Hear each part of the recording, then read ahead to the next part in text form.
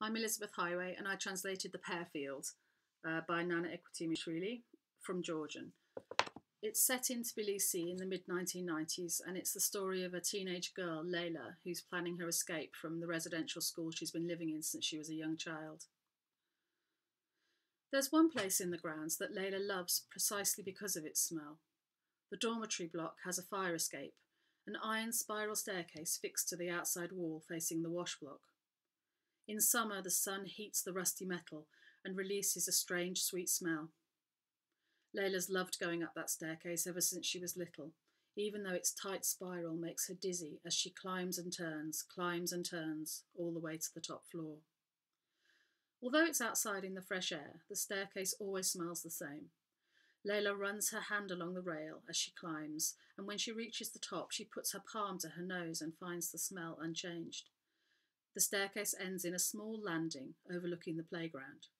If Lela leans over the guardrail, she can almost grab the branches of the tall spruce trees that grow alongside. She spent many hours up there on this staircase.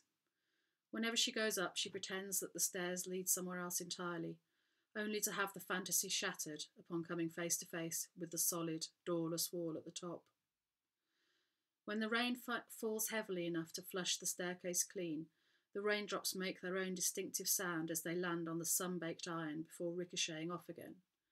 When Lela watches the rain lashing down, she imagines Tariel's mother standing there by the fence, soaked to the skin, waiting for the skies to clear so she can turn her black morning rags to the sun. The wash block smells of laundry soap, washing powder, and damp, mildew-covered walls, and if someone's got nits, there's an eye-watering fog of DDT powder too. Lela has her shower at the start of the week. She goes in alone when the laundry's done and the children have all had their baths. When she pulls her unwashed clothes back onto her freshly washed body, it feels as if she's climbing into an old, familiar skin. The rancid stench of enormous grease-spattered gas stoves permeates the dinner hall, an unremitting smell that varies only according to that day's menu: porridge, borscht, fried potato with onions, or maybe what they call fake cutlets made from stale bread, potato and herbs. The admin block smells of nothing at all unless you count the odour of rich leather that comes from the panelled doors, the occasional whiff of an unwashed child on their way to class, and the suggestion of Tiniko's perfume. On some of the doors, the leather panels have been slashed open to reveal a soft yellow filling, handfuls of which have been torn off by the children to use in their play. Between the wash block and the dormitories, there's a wide green field covered in small pear trees. Everyone, young and old, stays well away.